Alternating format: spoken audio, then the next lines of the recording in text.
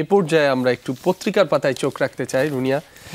পত্রিকার প্রধান প্রধান শিরোনামগুলো একটু দর্শকদের জানিয়ে দিতে চাই। আমার কাছে শুরুতেই আছে সত্যের সন্ধানে নির্ভীক, যুগান্তরের একটি সংখ্যা। সেখানে লাল কালিতে প্রথমেই যে শিরোনামটি ছাপা হয়েছে, আতঙ্ক সৃষ্টির 13 নভেম্বর আজ সারা দেশে হাই অ্যালার্ট। রাজনৈতিক দলগুলোর মতপার্থক্য কাজে লাগাতে পারে আওয়ামী লীগ। সম্রাটের অনুসারীদের অপতৎপরতা বেশি, নাশকতার চেষ্টা চালালেই গ্রেফতার। র্যাব পুলিশের পাশাপাশি প্রস্তুত সেনাবাহিনী, বিজিবি সহ গোয়েন্দা সংস্থার সদস্যরা। আন্তর্জাতিক অপরাধ ট্রাইব্যুনাল, শেখ হাসিনার রায় হতে পারে আগামী সপ্তাহে। জাতির উদ্দেশ্যে দুপুরে প্রধান উপদেষ্টার ভাষণ, জুলাই আদেশ জারি হচ্ছে আজ। আলোচনা সভায় তারেক রহমান হুমকি না দিয়ে নির্বাচনে জনগণের মুখোমুখি হন। বিভিন্ন স্থানে 10 বাস, 1 ট্রেনে আগুন। চোরাগোপ্তা হামলা করছে কার্যক্রম নিষিদ্ধ আওয়ামী লীগ, 4 দিনে গ্রেফতার 130। খেলাপি ঋণের তথ্য গোপন করছে কেন্দ্রীয় ব্যাংক। প্রকাশিত প্রতিবেদনে খেলাপি ঋণের হালনাগাদ তথ্য দেওয়া হচ্ছে না। এ তথ্যের আলোকে থাকছে না ব্যাংক খাতের বিভিন্ন সূচকের বিশ্লেষণও। এ সম্পর্কিত একটি বিস্তারিত প্রতিবেদন রয়েছে, দর্শক আপনারা চাইলে পড়ে দেখতে পারেন। মতবিনিময় সভায় ব্যবসায়ী নেতারা, চাঁদাবাজিতে বাড়ছে পণ্যমূল্য, নিয়ন্ত্রণে ব্যর্থ সরকার। জামায়াত সহ 8 দলের আলটিমেটাম, 16 নভেম্বরের মধ্যে 5 দফা না মানলে যমুনার সামনে অবস্থান। হাসিনাকে থামাতে ভারতীয় দূতকে তলব। একটু শেষ পাতায় চোখ রাখতে চাই, সেখানেও বেশ কিছু শিরোনাম রয়েছে, সেগুলো একটু জানিয়ে দিতে চাই দর্শক আপনাদের। হাসিনার অগ্রাধিকার প্রকল্প, লুটপাটের উদ্দেশ্যেই রেললাইন নির্মাণ। বক্তব্য ভাইরাল, সেই হাসিনাই এখন বাস পোড়াতে ইন্ধন দিচ্ছেন। লালদিয়া কন্টেইনার টার্মিনাল কাজ পাচ্ছে ডেনমার্কের এপি মোলার। ফরিদগঞ্জে দুর্বৃত্তের গুলিতে যুবক নিহত। আওয়ামী লীগের সন্ত্রাস ঠেকাতে হাসনাত আবদুল্লাই যথেষ্ট, বলছেন নাসির উদ্দিন পাটোয়ারি। আন্ডারওয়ার্ল্ডের দ্বন্দ্বে খুন হন মামুন। সিএমপি কমিশনারের নির্দেশনা ফাঁসের নেপথ্যে কারা? ভাগাভাগি নিয়ে বিএনপির আনুষ্ঠানিক বৈঠক শুরু। আসন সমঝোতার অগ্রগতি নিয়ে অসন্তুষ্ট শরিকরা। চট্টগ্রামের সাবেক শিক্ষামন্ত্রীর বাসায় পুলিশের অভিযান, আটক 7। বন্ড সফটওয়্যারে সাইবার হামলা, নির্মাতা প্রতিষ্ঠানের 2 আইডিতে ছড়ায় ম্যালওয়্যার। রুনিয়া, এই ছিল আমার হাতে থাকা যুগান্তরের প্রথম ও শেষ পাতা থেকে প্রধান শিরোনামগুলো। ধন্যবাদ রাব্বি তোমাকে। আমার হাতে আছে দৈনিক কালবেলা থেকে যে খবরগুলো আপনাদেরকে পড়ে শোনাতে চাই। প্রথমে তারা লালকালিতে বড় করে যেটিকে শিরোনাম করেছে সেটা হচ্ছে ভয় বাড়াচ্ছে 22 কারিগর। এখানে তারা বলছেন রাজনৈতিক সহিংসতায় বাড়ছে ককটেলের ব্যবহার, কদর বেড়েছে, কারিগরের দাম বেড়েছে, ককটেলের ব্যবহার হচ্ছে প্রাণঘাতী স্প্লিন্টার, সীমান্তের ফাঁক গলে আসছে কাঁচামাল। অন্যান্য খবরের মধ্যে ডান দিকের কদমে যদি আমরা চোখ রাখি, সেখানে তারা যে প্রতিবেদনটি করেছে, লকডাউন ঘিরে নাশকতা ঠেকাতে কঠোর সরকার, তবুও উৎকণ্ঠা। কার্যক্রম নিষিদ্ধ আওয়ামী লীগের কর্মসূচি। এবং নিচের পাশাপাশি যে খবর, ঢাকার উত্তাপ ছড়িয়েছে আশেপাশের জেলায়ও। অন্যান্য খবরের মধ্যে সনদ গণভোট নিয়ে সরকারের সিদ্ধান্ত হতে পারে আজ। দুপুরে জাতির উদ্দেশ্যে ভাষণ দেবেন প্রধান উপদেষ্টা। তারেক রহমানের বরাত দিয়ে ছাপা হয়েছে, কোনো দল সরকারকে দুর্বল পেয়ে পরিস্থিতি ঘোলাটে করছে। এবং তার যদি ডান দিকের কলামের নিচে একটি বক্স করা খবর আছে, এটা আসলে আমার কাছে খুবই অপ্রত্যাশিত একটি খবর মনে হয়েছে। 4,490 টাকার ডাক কর্মচারী ক্রিকেটার ইমরুল কায়েস একসময় ন্যাশনাল টিমে যিনি ছিলেন, তিনি এখন কাজ করছেন মেহেরপুর উজলপুর ডাকঘরে কর্মচারী হিসেবে, এবং যার বেতন হচ্ছে 4,490 টাকা।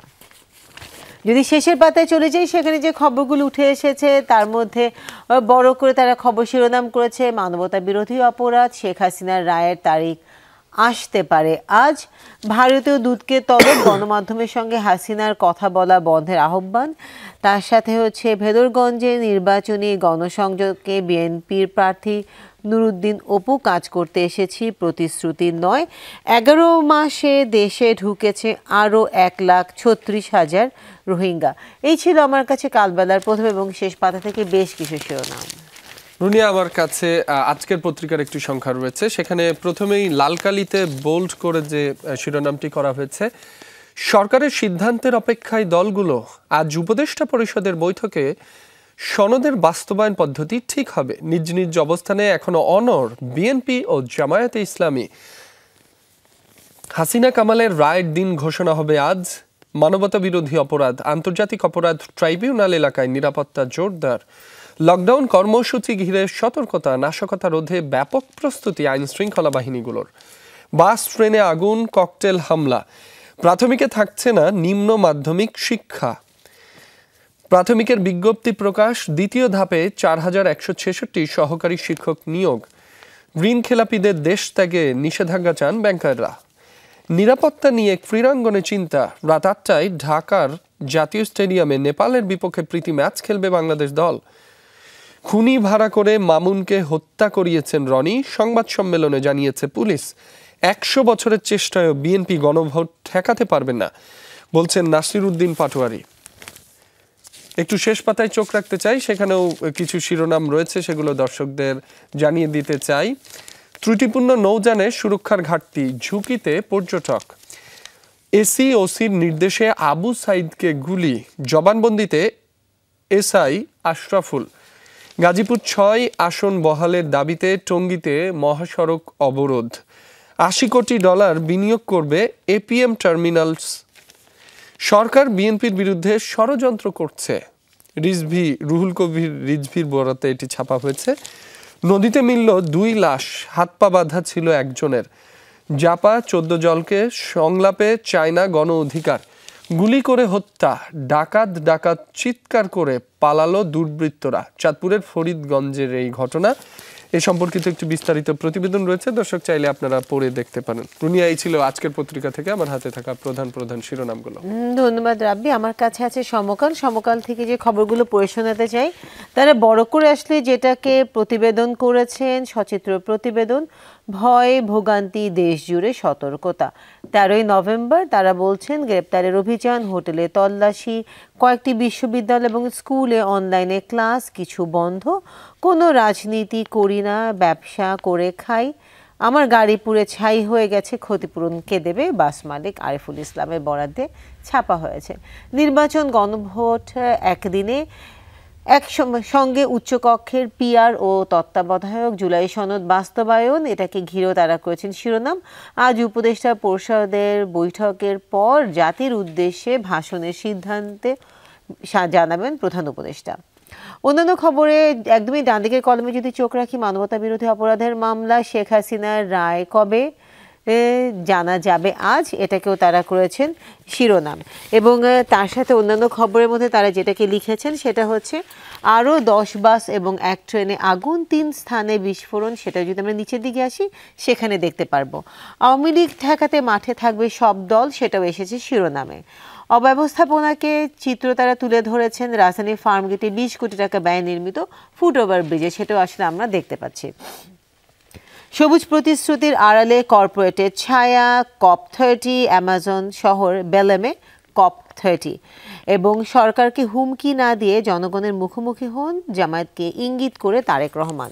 যদি শেষের পাতায় চলে যাই সমকালে, সেখানে যে খবরগুলো আছে তার মধ্যে তারা বড় করে যেটাকে শিরোনাম করেছে কাজে আসছে বড় পরিবর্তন, যুক্ত হচ্ছে 3 অধিদপ্তর। এখানে বলা হচ্ছে কৃষি জমির রক্ষা ও দেশকে পরিকল্পিতভাবে গড়ে তুলতে এই উদ্যোগ নেওয়া হয়েছে।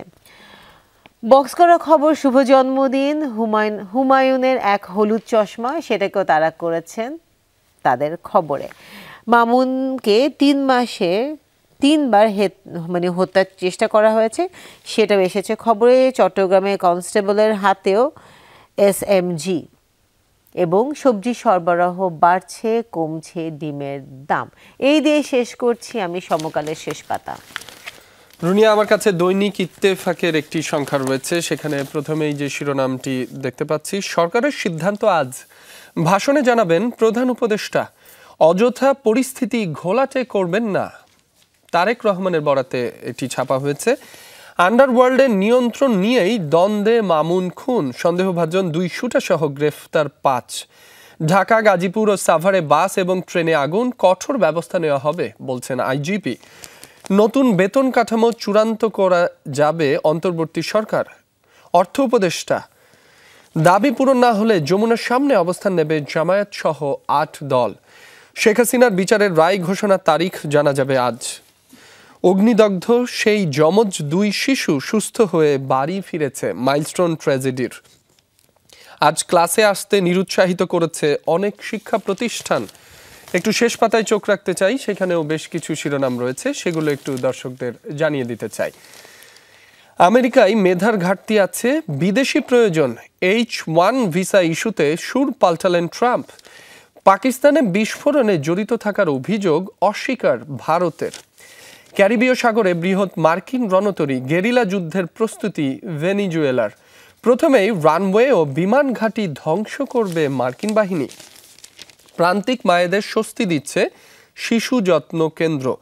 ৪৫ উপজেলায় ৬৫,০০০ কেন্দ্রে শিশুর প্রারম্ভিক বিকাশের পাশাপাশি সাঁতার শেখানো হচ্ছে।